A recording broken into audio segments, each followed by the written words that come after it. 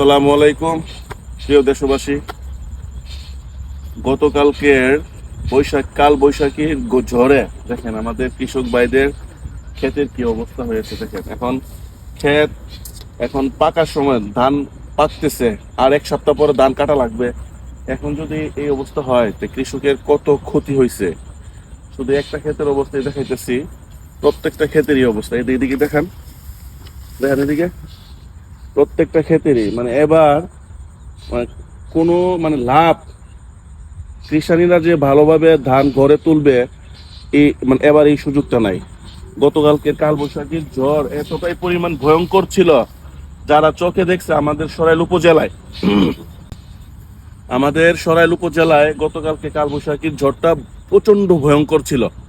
যারা চোখে দেখছে তারা শুধু বলতে পারবে আসলে কি হয়েছে। অনেকগুলা বড় বড় গাছ উঠায় ফেলাইছে। আজকে আমরা আসছি আমাদের ক্ষেত দেখার জন্য। আমাদের ক্ষেতগুলো দেখামু। আমার এক বড় ভাইয়ের ক্ষেত দেখেন কি অবস্থা হয়েছে। আমার এক বড় ভাইয়ের ক্ষেত দেখেন। আসেন আমরা আরো ক্ষেত দেখাম, আসেন। এই যে দেখছেন, এই যে দেখেন, এদিকে দেখেন, এই যে দেখেন দেখেন কি অবস্থা। আসেন আসেন আসেন আসেন, আস্তে আস্তে আসেন।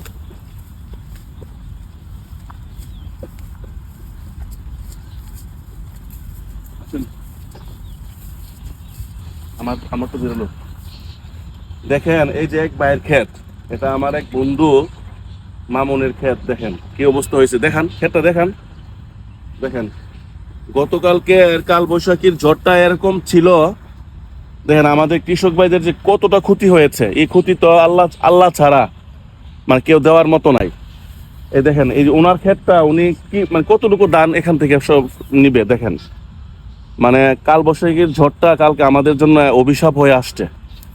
আমাদের আমরা যারা কৃষকের যে ক্ষেত করে থাকি, কৃষক ভাইরা আমার এবার কোনো কৃষানীরা ভালোভাবে লাভের কোনো ধানই গড়ে তুলতে পারবে না। আসেন আসেন আসেন।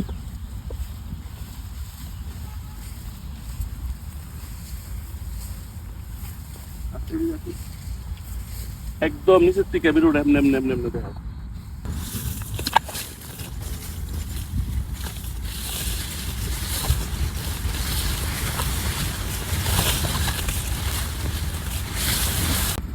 বন্ধুরা এই যে এখন আসছি আমার ক্ষেতটা, ওই ক্ষেতটা আমার, এখান থেকে ওই পর্যন্ত আমার ক্ষেতে। যে আমার ক্ষেতটা মোটামুটি পড়ছে আলহামদুলিল্লাহ। আমাকে দাও, হ্যাঁ আমার দাও।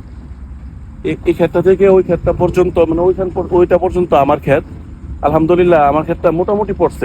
এটা কোনো ক্ষতি না, কিন্তু অনেক কৃষক ভাইদের ক্ষেত পুরাটাই পড়ে গেছে। আমার ক্ষেতের পাশে দেখবেন হাইটা দেখতে মোটামুটি এগুলো দেখেন। ওই যে মতো দেখেন কত ক্ষতি হচ্ছে।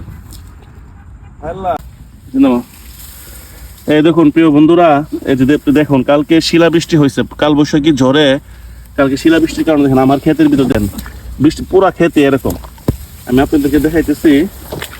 এই দেখেন, এই দেখেন, এই যে দেখেন কত ধান।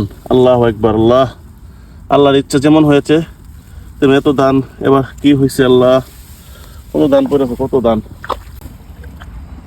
দেখুন এই যে এই ক্ষেতটার অবস্থা দেখুন, এই ক্ষেতটার অবস্থা দেখুন। এখন এখন কৃষক ভাই, এই ক্ষেতটা যে কৃষক ভাই করছে ওনার মনের অবস্থাটা কি হবে। এই ক্ষেতটা থেকে পুরাটা ক্ষেত থেকে কতটুকু পরিমাণ ধান তার লোকসান হবে। যারা কৃষক বা কৃষকের কাজ করে বা ক্ষেত খামারের কাজ করে তারা বলতে পারবে। এই কালকের এই বৈশাখী ঝড়ে আমাদের বন ক্ষেতের অনেক ক্ষতি হয়েছে, অনেক, যা নিজ চোখে স্বচক্ষে না দেখলে কেউ বুঝতে পারবেন না। আমরা আল্লাহর কাছে শুধু এটাই বলি, আল্লাহ যা যতটুকু তোমার ইচ্ছা হয়েছে ততটুকু করেছো, কিন্তু বাট পরবর্তীতে আর যেন না হয়। এখন আরো 10 থেকে 15 দিন বাকি আছে ক্ষেত কাটার জন্য। উপযোগী হওয়ার জন্য আরো 10 থেকে 15 দিন লাগবে পুরোপুরি পাকতে গেলে। এর মধ্যে যেন আর জন্য কোনো কাল বৈশাখী ঝড় না হয়, সেটাই আল্লাহর কাছে ফরিয়াদ করি। আপনারা সবাই আমাদের এই ভিডিওটা আশা করি ভালো লাগলে শেয়ার করে সবাইকে দেখানোর চেষ্টা করবেন। আমাদের ভিডিওটি ভালো লেগে থাকলে তাহলে আমাদের চ্যানেলটি সাবস্ক্রাইব করবেন। ভালো থাকবেন। আসসালাম।